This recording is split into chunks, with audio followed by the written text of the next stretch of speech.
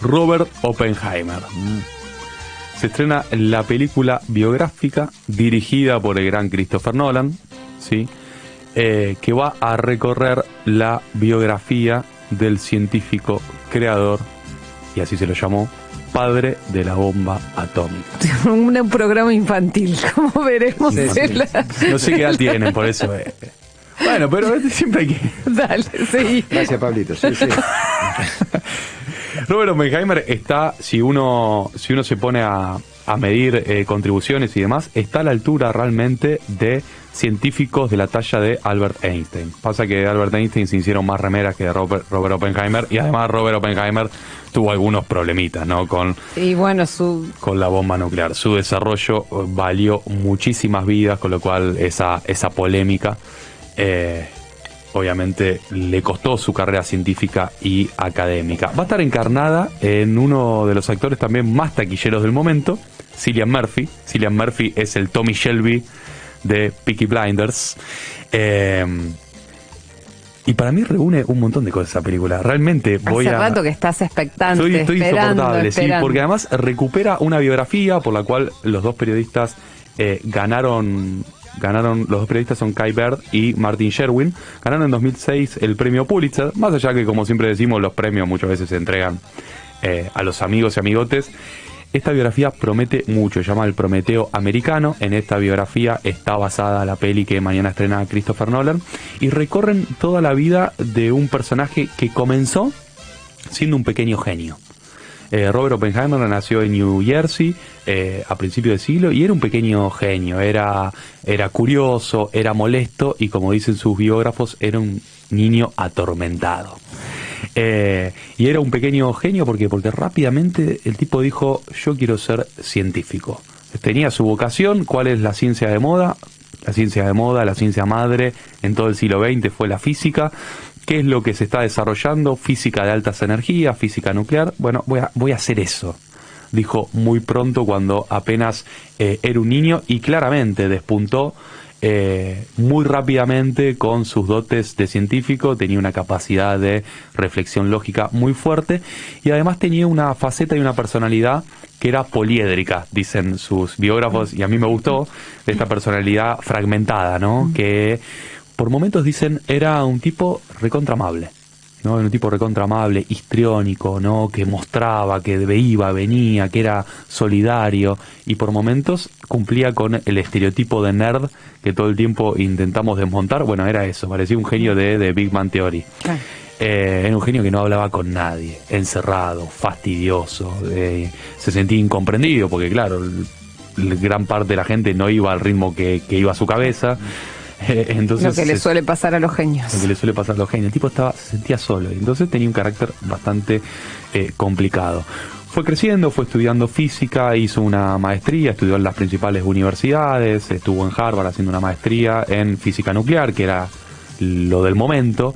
En 1932, recordemos, el otro físico teórico bien importante era Werner Heisenberg, que fue el que después terminaría compitiendo con Robert Oppenheimer. Robert Oppenheimer, estadounidense, Heisenberg, alemán, terminarían compitiendo por ver cuál de los dos países diseñaba primero la bomba nuclear, en una carrera contrarreloj. Pero volviendo a Oppenheimer, claramente el tipo despuntó rápidamente, tenía esta personalidad dual. Y en 1942, en medio de la Segunda Guerra Mundial, fue captado por Roosevelt, en aquel entonces presidente de Estados Unidos. Le dijo: te necesito a los principales cerebros de nuestra patria, ¿no? Como suelen hablar los yanquis, y necesito que lo hagamos en el máximo secreto absoluto. ¿Dónde fueron entonces? A la frontera, fueron a Nuevo México, montaron un laboratorio de cero en el medio del desierto, en Los Álamos, y desde ahí comenzaron con el proyecto que luego se llamó Proyecto Manhattan. En tiempo récord, en 2 años y algunos meses, desarrollaron las bombas nucleares que explotaron en Nagasaki primero y luego Hiroshima, las dos ciudades japonesas, y mataron de un plumazo 215.000 personas. No se calcula todavía, como siempre ocurre, porque es muy difícil de calcular cuánta gente murió después por los efectos de la radiación, pero fue impresionante. Robert Oppenheimer en aquel momento dijo, los físicos hemos conocido el pecado, tenemos sangre en nuestras manos. Es decir, automáticamente que hizo esto, se dio cuenta del error que había cometido, ¿no? Envuelto, en el mismo momento en que era condecorado y era héroe nacional para Estados Unidos. Había terminado con la Segunda Guerra Mundial, había frenado el peligro comunista, era el científico más encumbrado y más reconocido por todos lados. El tipo inmediatamente se dio cuenta de lo que la Segunda Guerra ya había terminado. Ya había terminado, Japón estaba próximo a rendirse. La muestra de disciplinamiento norteamericano para ser los dueños de ese triunfo, ¿no? Seguro, sí. Transformarse en los dueños de ese triunfo. Es que ya se estaba pensando en el próximo paso en el mundo bipolar, ¿no? Claro. ¿Quién iba a ser la superpotencia que lidere? Y claramente fue Estados Unidos.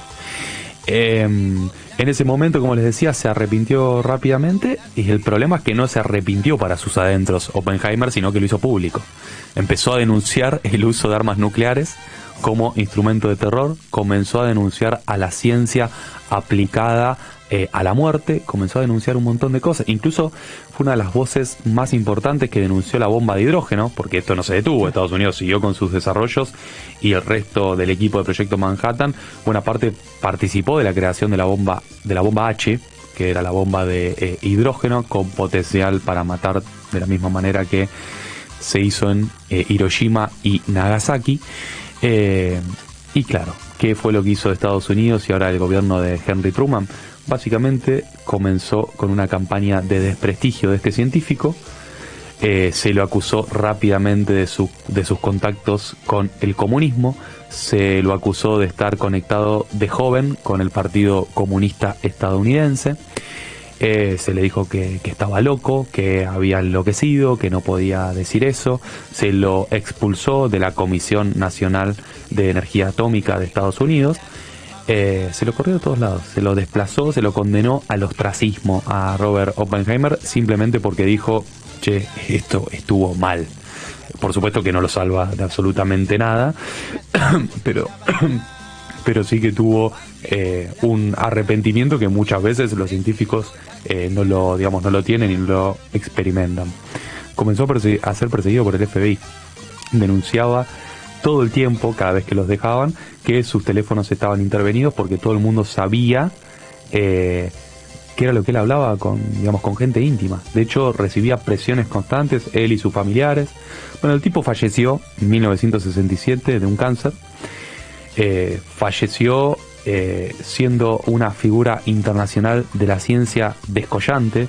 Hizo grandes aportes desde la Universidad de Princeton, para los agujeros negros, para las ondas gravitacionales. Tiene aportes de todos los colores porque realmente era un científico brillante, pero claro, fue reconocido y adquirió fama mundial por el desarrollo, el diseño de las bombas nucleares que acabaron con tanta gente. Pero bueno, hay que tener en cuenta que también, Albert Einstein en algún momento estuvo a favor y fue uno de los que firmó esa carta famosa, ¿no?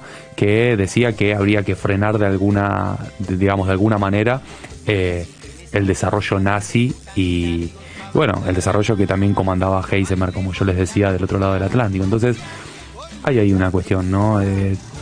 Todas las personas tienen estas luces y oscuridades. El asunto que en Robert Oppenheimer se vieron mucho más potenciadas porque no se trataba de cualquier persona, sino que se trataba de un genio. Cuando la genialidad se utiliza para el bien está buenísimo, cuando se utiliza para el mal hay que estar bien atentos porque pueden ocurrir este tipo de cosas. También muestra y mostrará la película encarnada, como yo les decía, en Cillian Murphy, que para mí es un actor buenísimo. Todas las contradicciones, ¿no?, que encarnan a la ciencia. Todo el tiempo estamos diciendo acá justamente eso, ¿no? Pensamos en la ciencia muy ligada al progreso, pensamos en la ciencia muy ligada a otro sustantivo con una carga positiva altísima, que es ligada al desarrollo.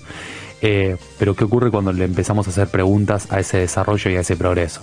¿El desarrollo de quién? ¿El progreso de quién? Si este es el desarrollo científico, más vale no tener ningún progreso ni ningún desarrollo, porque lo único que trae es muerte.